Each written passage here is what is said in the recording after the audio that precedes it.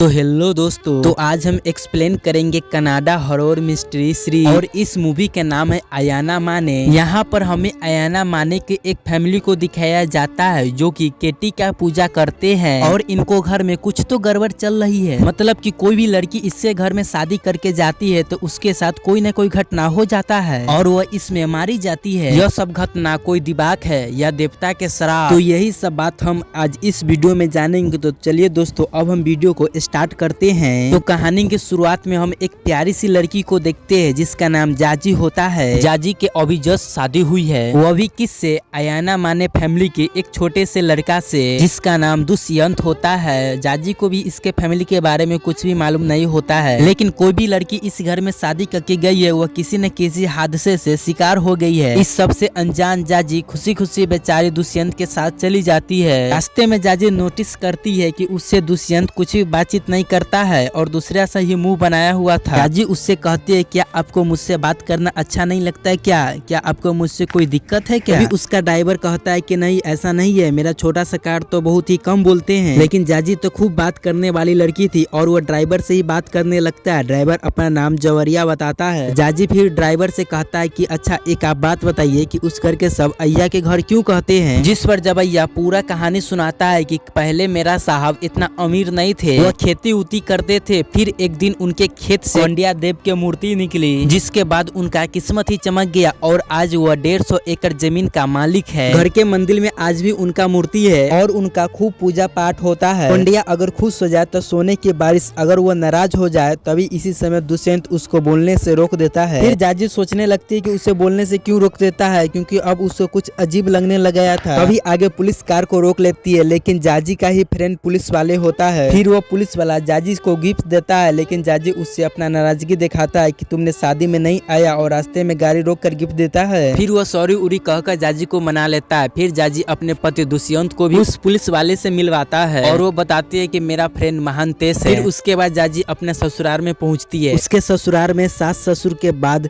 2 महेश, शिवाशीष और एक ननद भी होती है जिसका नाम पूर्णी होता है। घर में एक नुकरानी भी होती है जिसका नाम तैरवा होती है और सास के नाम नगामा होती है। दोनों पहले दुल्हा दुल्हन को आरती करते हैं। फिर घर में अंदर जाने से पहले नगामा माँ बताती है। घर में इंटर करने से पहले दुल्हा दुल्हन एक दूसरे को नाम लेती है, जिसके बाद दुष्यंत जाजी कहता है, लेकिन जाजी महाराजा कहती है। महेश कहता है कि मेरा भाई के नाम दुष्यंत है, महाराजा नहीं है। जिस पर जाजी कहती है कि दुष्यंत भी तो पहले महाराजा ही न थे। जाजी दुष्यंत को हर तरीका से खुश करने की कोशिश करती है। खैर अब जाजी को बताया जाता है कि चावल से भरा गिलास को लात मारकर घर के अंदर इंटर किए जाए। जाजी जैसे ही उस डिब्बा पर लात मारते हैं एकदम से उसका ससुर कोलैंड कर जाते हैं। कि सभी मेंबर तुरंत उसके पास जाते हैं और डॉक्टर को कॉल करने के बात करने लगते हैं। लेकिन जाजी के ससुर ऑलरेडी खत्म हो गए थे। घर में शादी का माहौल एकदम से माधव के माहौल में बन जाता है। बेचारी जाजी क्या सोच कर घर में आई थी और क्या हो गया है। फिर उसके बाद घर में एक पंडित जी आते हैं और वो पंडित जी जाजी को अपने से दूर रहने के लिए कहते हैं। जाजी समझ जाती है कि सब उसको अपशगुन समझ रहा है। फिर पंडित जी अंदर जाते हैं और कहते हैं कि मैंने आप लोगों को पहले ही मना किया था कि शादी मत करो, क्योंकि ये लड़की इस घर में दुर्भाग्य लेकर आया है। कहते हैं कि देखो घर में उसका पैर पड़ते ही आपके पिताजी का मौत हो गया। लेकिन दुष्यंत कहता है कि पिताजी का मौत हार्ट अटैक से हुआ है, इससे ज्यादा कोई लेना देना नहीं है, आप लोग उसका दोष मत दीजिए। बाहर जाजी खड़ा होकर सारा बात सुन रही थी। पहले उसको लगता था कि उसका पति उससे प्यार नहीं करता है, लेकिन सबके सामने उसका साइड लिया तब जाजी के समझ आ गया कि जाजी अभी गलत है। उसका पति उससे प्यार करता है और वह बहुत खुश रहने लगती है। खैर जाजी का आज इस घर में पहला रस्म था और वह सभी के लिए पुआ बना रही थी। इसी दौरान वो अपनी माँ से बात कर रही होती है और अपने ससुर के मर जाने के बात बताती है। जाजी के माँ यह बात सुनकर शॉक्ड हो जाती है, क्योंकि अभी तक उन लोगों की खबर क्यों नहीं दिया। तब जाजी बोलती है, जी माँ वो लोग तो अभी तक रिश्तेदार को भी अपने खबर नहीं देते हैं, लेकिन घर में जब डेड बॉडी पड़े हो तब पूजा नहीं कर सकते, इसीलिए वो लोग सभी को जल्दी से निपटा दिए हैं। तब उसकी माँ पूछती है कि 11वीं कब के है? तभी जाजी बोलता है कि मुझे कुछ भी नहीं पता है और मुझसे कोई बात भी नहीं करता है। तभी उसकी माँ पूछता है कि दुष्यंत कैसा है? तब जाजी बोलता है कि वो तो बहुत ही अच्छा है। तभी सामने से नगम्मा माँ को आकर कहता है कि माँ मैं बाद में बात करता हूँ और फोन को काट देती है। लेकिन नगम्मा उसकी बात सुन लेता है। फिर नगम्मा कहती है कि तुम कह रही थी कि तुमसे कोई बात नहीं करता है अपने माँ से। नगम्मा कहती है कि क्या करे, घर में एक मौत हो गया इसीलिए सभी लोग सदमे में हैं। जाजी कहती है कि मेरे ही आने से हुआ। तभी नगम्मा कहता नहीं, इसमें तुम्हारा कुछ भी गलती नहीं, तुम तो इस घर के लक्ष्मी हो। फिर जाजी घर में खाना परोसने लगती है। पूर्णी इस खाने में कमी निकालने लगती है। कहती है कि चावल कच्चे लग रहे हैं। तभी महेश खाना को गिरा देता है। अभी जाजी पूछते हैं कि आपने खाने के क्यों फेंक दिया। तभी महेश कहता है मैंने नहीं फेंका, सब वही करा रहे हैं। महेश एकदम से खड़ा होकर कहता है कि तुम किधर हो, तुम मेरा खाना क्यों फेंक दिया। तभी महेश से जोर से एक झटका लगता है। महेश कहता है कि तुमने मुझे मारा और डंडा उठाकर इधर उधर करने लगता है और वो बार बार किसी पुष्पवती का नाम ले रहा था, मानो कि यह सब भूत करा रहा है।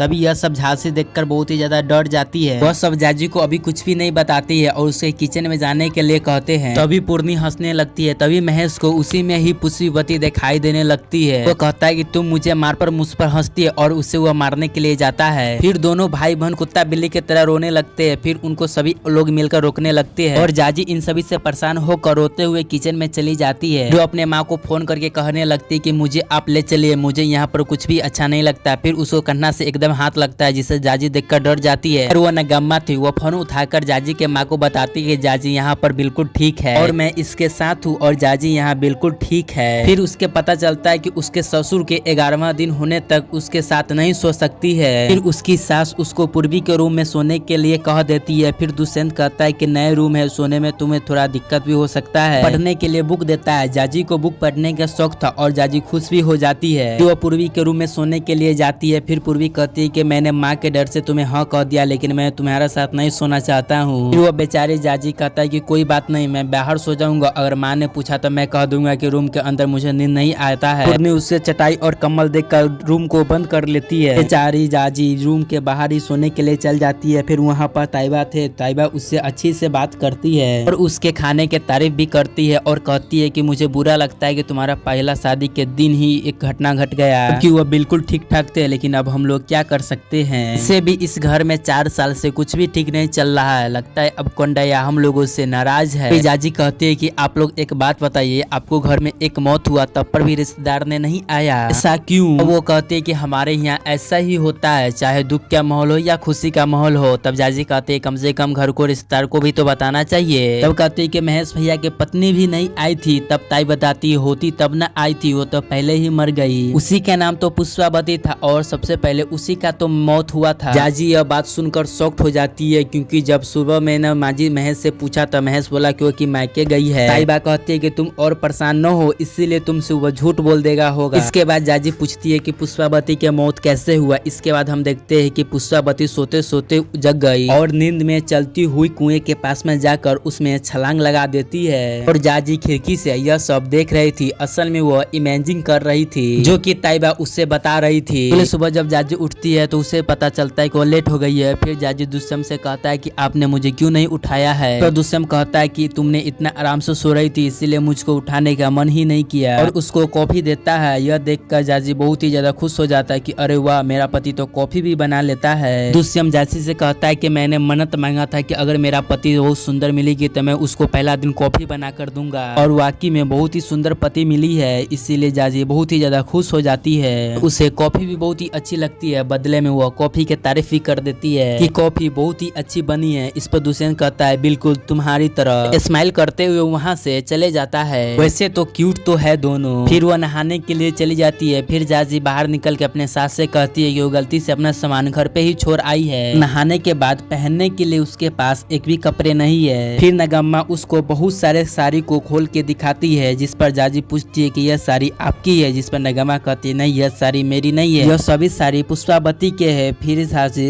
एक साड़ी पहन के बाहर चली आती है। फिर नगम्मा पूर्णी से जाकर कहती है कि तुम जाकर महेश को जगा दो। अभी पूर्णी मना कर देती है। तभी जाजी कहती है कि आप कहे तो मैं जाकर जगा देता हूँ। फिर नगम्मा जाजी को ही भेज देती है। जब जाजू महेश के रूम के अंदर जाता है तो महेश कहीं पर भी नहीं दिखाई देता है। रूम में बहुत सारे दवाई और एक किताब रखा हुआ था। फिर जाजी किताब के उठा कर देखने लगता है। अभी किसी ने पीछे से आकर जाजी के कंधे पर हाथ रखता है, जिससे वह बहुत जोर से चिल्लाती है। यह महेश ही था और वह क्रीप टाइप के झांसी के आगे बढ़ने लगता है और कहने लगता है कि पुष्पावती तुम आ गए, तुमने मुझे बहुत ही परेशान किया था, अब मैं तुमको नहीं छोड़ूंगा। उसको गला दबाने लगता है। तभी जाजी उसको हटाकर खुद को बचाने लगता है। कहती है कि भैया मैं जाजी हूँ, पुष्पावती मैं नहीं हूँ। लेकिन महेश के तो उसमें पुष्पावती दिखाई दे रहा था और कहता है कि तुम झूठ बोल रहा है, तुम ही पुष्पावती हो, और उसको मारने के लिए एक बोतल उठा लेता है। उससे बचकर जाजी भागने लगता है। तभी नगम्मा आकर उसे संभालता है। तो पूर्वी को दुष्यंत और शिवाशीष को बुलाने के लिए कहती है, जो कि पंडित जी के साथ एक रिचुअल में बैठा हुआ होता है। पूर्वी तुरंत जाकर वो दोनों के बताते हैं कि महेश भैया के फिर से दौरा पड़ गया है। इधर महेश जाजी जाजी से कह रहा था कि पुष्पावती हम दोनों एक काम करते हैं, दोनों आदमी साथ में ही मर जाते हैं, तुझे मारूंगा और मैं फिर खुद को।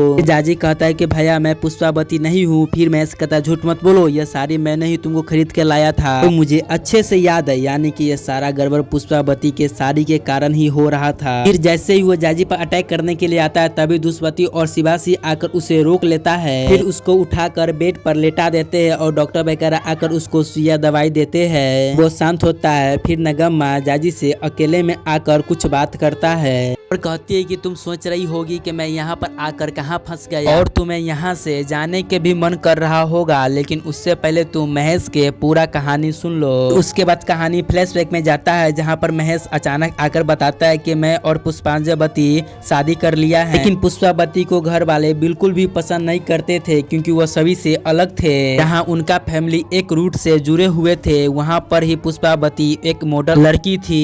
ये लोग प्योर वेजिटेबल और पूजा पाठ करने वाले लोग थे, मगर पुष्पावती नॉन वेजिटेबल थी और वह दारू भी पिया किया करती थी कि वो भगवान को भी नहीं मानती थी। नगम्मा उसको समझाता था अगर तुमको यह सब करना है तो घर के बाहर करो, क्योंकि हमारे घर में भगवान बसते हैं, यहाँ कुछ नियम है जो कि सभी को चलना चाहिए। फिर पुष्पावती क्या कहती है कि घर में रहकर यह मूर्तियाँ आपको भगवान है तो यह दारू भी मेरा भगवान है। फिर नगम्मा भी साफ साफ कह दे कि यह नियम हमारे घर में नहीं चल सकते, इसीलिए तुम इस घर से बाहर चले जाओ। जिस पर महेश कहता है कि तुम मेरा हिस्सा दो और मैं यहाँ से घर से बाहर चले जाऊंगा। फिर नगम्मा कहते कि बात के समझने की कोशिश करो, तुम्हारा बेबी यहाँ पर घर का माहौल खराब कर रही है, देवता नाराज हो गया है, हमारा चारों लता माँ नहीं बन पा रही है। जिस पर पुष्पावती कहता है कि मेरा दारू पीना और इसको मिस क्रैश होना इसमें भगवान को क्या लेना देना है। शिवासी एक बात को रिवील करता है कि तुम्हारा इसी बर्ताव के कारण तुमको नींद में चलने का बीमारी हो गया है, भगवान के गुस्सा है। यह बात सुनकर पुष्पावती एकदम शॉक में पड़ जाती है, ये भी नहीं पता था कि वह नींद में चलती है। अब वो कहते कि इन सभी के जिम्मेदार भगवान है, तो अब चलो ठीक है। पुष्पावती कोंडिया के मूर्ति को लेकर घर के बाहर एक कुआं में फेंक देती है। फिर एक दिन पुष्पावती उसी कुआं में कूद